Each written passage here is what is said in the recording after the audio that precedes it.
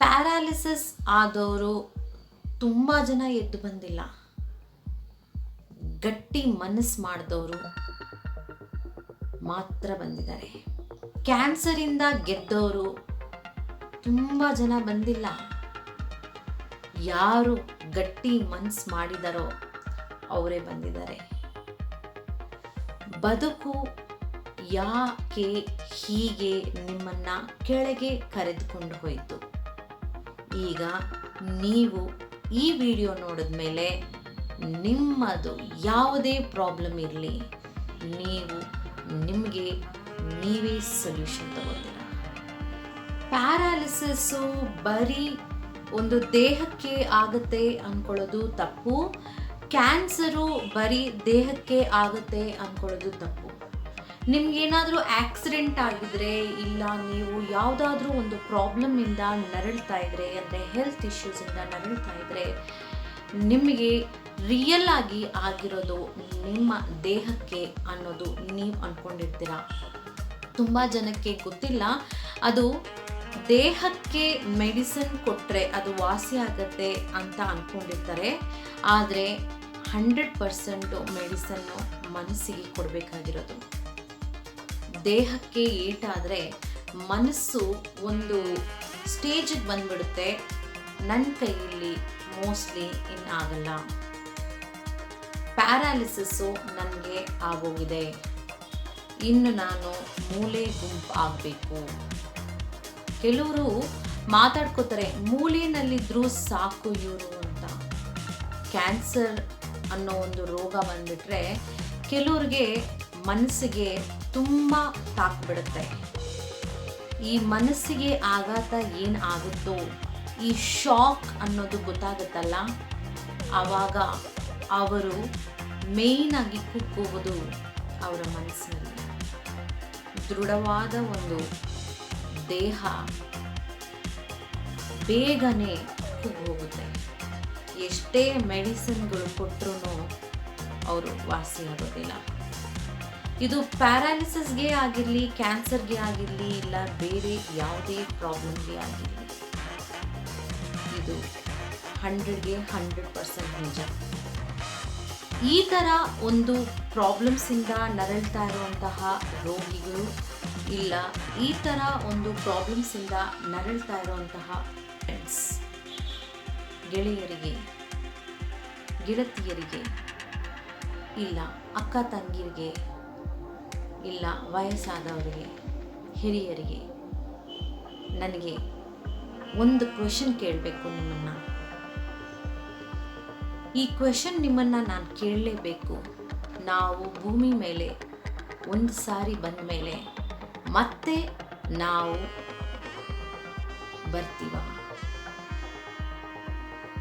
ನಮಗೆ ಚಾನ್ಸ್ ಒಂದ್ಸಲ ಸಿಕ್ಕಿದೆ ನಮ್ಮ ಒಂದು ಕೆಲಸವನ್ನು ಮಾಡಿ ಹೋಗೋದಕ್ಕೆ. ಇಲ್ಲಿ ಒಂದು ರೋಗ ಅಡ್ಡಿಯಾಗಿ ಬಂದಿದೆ ಅಂದಮೇಲೆ ಇದನ್ನು ಸರಿಪಡಿಸೋದು ಬರೀ ಮೆಡಿಸಿನ್ಸೇನಾ? ಇಲ್ಲ ನಿಮಗೆ ಈಗ ಈ ಪ್ರಾಬ್ಲಮ್ನ ದೊಡ್ಡದಾಗಿ ಹೇಗೆ ಗುಡ್ಡೆ ಥರ ಮಾಡಿ ಹಾಕಿದಾರಲ್ಲ ನಿಮ್ಮ ಸುತ್ತಮುತ್ತ ಇರೋರು, ಅದು ನಿಮಗೆ ಅವ್ರು ಹೇಳಿದ ಹಾಗೆ ದೊಡ್ಡ ಪ್ರಾಬ್ಲಮ್ ಥರ ಅನ್ನಿಸ್ತಾ ಇದೆಯಾ? ಫ್ರೆಂಡ್ಸ್, ಈ ಪ್ರಾಬ್ಲಮ್ಗಳಿಂದ ನಾವು ಆಚೆ ಬರೋದಕ್ಕೆ ಒಂದು ಡೀಪ್ ಆಗಿ ನಾವು ಯೋಚನೆ ಮಾಡಬೇಕಾಗುತ್ತೆ. ಮಾತ್ರೆ ಕೊಟ್ಟರೆ, ಇಂಜೆಕ್ಷನ್ ಕೊಟ್ಟರೆ, ಆಪ್ರೇಷನ್ ಮಾಡಿದ್ರೆ ಈ ಪ್ರಾಬ್ಲಮ್ಗೆ ಸೊಲ್ಯೂಷನ್ ಇಲ್ಲ. ಕೆಲವರು ಕ್ವಿಟ್ ಮಾಡಿಬಿಡ್ತಾರೆ, ನನ್ನ ಕೈಯಲ್ಲಿ ಆಗಲ್ಲ ಅಂತ. ಕೆಲವರು ಬದುಕ್ತೀನಿ ಅನ್ನೋ ಒಂದು ನಂಬಿಕೆಯಲ್ಲಿರ್ತಾರೆ. ಪ್ಯಾರಾಲಿಸಿಸ್ ಆದವರು ತುಂಬ ಜನ ಎದ್ದು ಬಂದಿಲ್ಲ. ಗಟ್ಟಿ ಮನಸ್ಸು ಮಾಡಿದವರು ಮಾತ್ರ ಬಂದಿದ್ದಾರೆ. ಕ್ಯಾನ್ಸರಿಂದ ಗೆದ್ದವರು ತುಂಬ ಜನ ಬಂದಿಲ್ಲ. ಯಾರು ಗಟ್ಟಿ ಮನಸ್ಸು ಮಾಡಿದಾರೋ ಅವರೇ ಬಂದಿದ್ದಾರೆ. ಬದುಕು ಯಾಕೆ ಹೀಗೆ ನಿಮ್ಮನ್ನು ಕೆಳಗೆ ಕರೆದುಕೊಂಡು ಹೋಯಿತು? ಈಗ ನೀವು ಈ ವಿಡಿಯೋ ನೋಡಿದ ಮೇಲೆ ನಿಮ್ಮದು ಯಾವುದೇ ಪ್ರಾಬ್ಲಮ್ ಇರಲಿ, ನೀವು ನಿಮಗೆ ನೀವೇ ಸೊಲ್ಯೂಷನ್ ತಗೋತೀರ.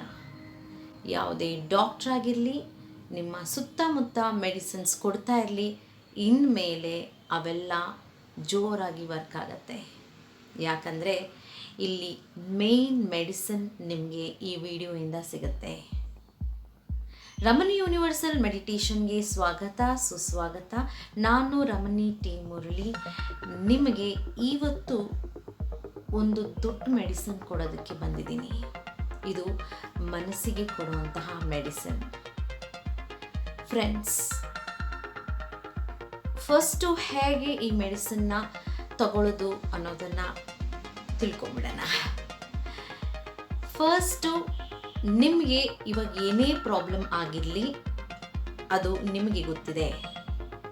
ಈಗ ನೀವು ನಿಂತ್ಕೊಂಡಾಗ, ನೀವು ಕೂತ್ಕೊಂಡಾಗ, ನೀವು ಕಣ್ಣು ಮುಚ್ಚಿದಾಗ, ನೀವು ಕಣ್ಣು ತೆಗೆದಾಗ ನಿಮ್ಮ ಸುತ್ತಮುತ್ತ ಇರೋರು ಟಿ ವಿನಲ್ಲಾಗಲಿ ಇಲ್ಲ ಮೊಬೈಲ್ನಲ್ಲಿ ಆಗಲಿ ನೀವು ಏನೇನು ನೋಡ್ತಾ ಇದ್ದೀರೋ ಅದೆಲ್ಲನೂ ಒಂದು ಸೈಡಿಗೆ ಇಟ್ಬಿಡೋಣ.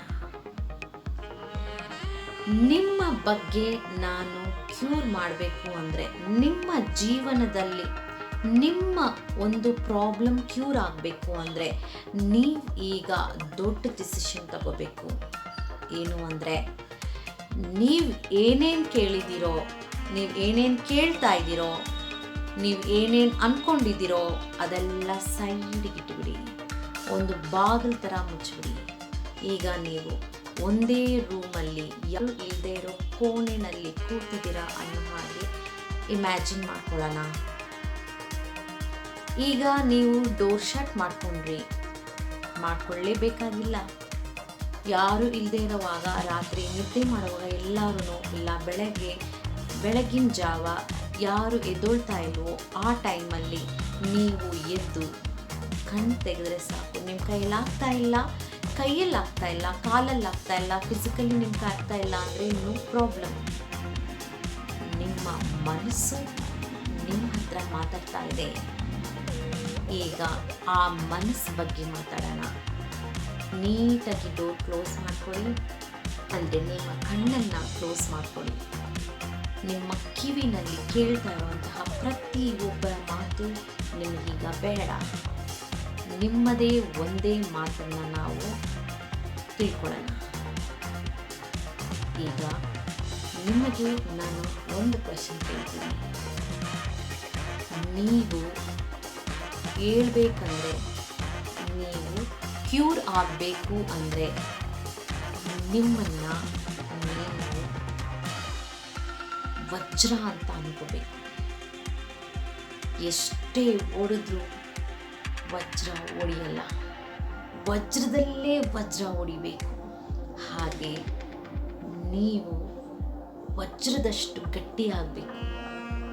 ನಿಮ್ಮ ಮನಸ್ಸು ವಜ್ರದಷ್ಟು ಗಟ್ಟಿಯಾಗಬೇಕು. ಎಷ್ಟೇ ಸಿಡಿಲು ಗುಡುಗು ಬರಲಿ, ಬಂಡೆ ಎಲ್ಲ ಒಡೆದೋಗುತ್ತೆ, ಆದರೆ ವಜ್ರ ಹೊಡೆಯಲ್ಲ ಕಣ್ರಿ. ಅದಕ್ಕೆ ಅದನ್ನು ವಜ್ರ ಅಂತಾರೆ. ಅದು ವಜ್ರ ಎದ್ದು ನಿಂತು ಅದು ಸೂರ್ಯನ ಬೆಳಕಲ್ಲಿ ಬಿದ್ದಾಗಲೇ ಅದು ಹೊಳೆಯೋದು. ಹಾಗೆ ನೀವು ಎದ್ದೊಳ್ಬೇಕು. 4-5 ಜನಕ್ಕಲ್ಲ, 1000 ಜನಕ್ಕೆ ನೀವು ಬೆಳಕು ತೋರಿಸ್ಬೇಕು. ನಾನು ಎದ್ದಿದ್ದೀನಿ ಅಂದರೆ ನೀವೆಲ್ಲ ಎದ್ದೊಳಕ್ಕೆ ಸಾಧ್ಯ ಅನ್ನೋದನ್ನು ನೀವು ತೋರಿಸಿ ಕೊಡಬೇಕು. ನಿಮ್ಮ ಜೀವನದಲ್ಲಿ ನೀವು ಏನೇ ಆಗಿರಲಿ, ಎಷ್ಟೇ ನೋವಿರಲಿ, ನಿಮ್ಮ ಮನಸ್ಸು ವಜ್ರದಾಯುಧ ಆಗಬೇಕು. ವಜ್ರಾಯುಧ ಆಗಬೇಕು. ನೀವಿವಾಗ ವಂಡರ್ಸ್ ಮಾಡ್ಬೋದು. ನಾನು ವಜ್ರ ಅಂತ ಎದ್ರೆ ನೀವು ಗ್ಯಾರಂಟಿ ಎದ್ದು ಕೂತ್ಕೊಬಿಡ್ತೀರ.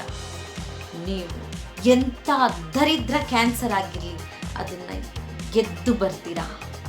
ಎಂಥ ಪ್ಯಾರಾಲಿಸಿಸ್ ಆಗಿರಲಿ, ಕಾಲು ಕೈ ಏನೇ ಆಗಿರಲಿ, ನಿಮ್ಮನ್ನು ನೀವು ಫೋರ್ಸ್ ಮಾಡಿ ಎದ್ದು ಬಂದರೆ ನೀವು ಎದ್ದು ನಿಂತೇ ಬಿಡ್ತೀರ, ನೀವು ಮುಂದೆ ನಡೆದೇ ಬಿಡ್ತೀರ.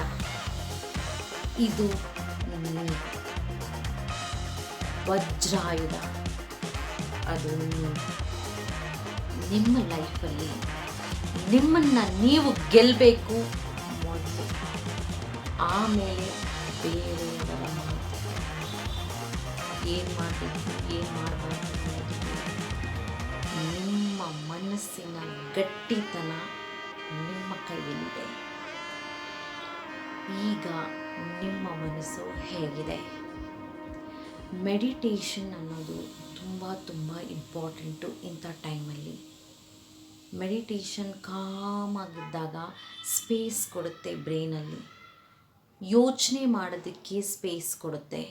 ಆಗ ನೀವು ನಿಮ್ಮ ಒಳಗೆ ತೇಜಸ್ಸು ಮತ್ತು ಚೈತನ್ಯವನ್ನು ತಗೊಂಬರ್ಬೋದು. ನಿಮ್ಮ ಕೈಯಲ್ಲಿ ಬಿಟ್ಟರೆ ಇದನ್ನು ಸಾಲ್ವ್ ಮಾಡೋದಕ್ಕೆ ಬೇರೆ ಯಾರ ಕೈಯಲ್ಲೂ ಇಲ್ಲ. 10 ಕ್ಲಾಟ್ಸ್ ಆಗಿರಲಿ ತಲೆಯಲ್ಲಿ,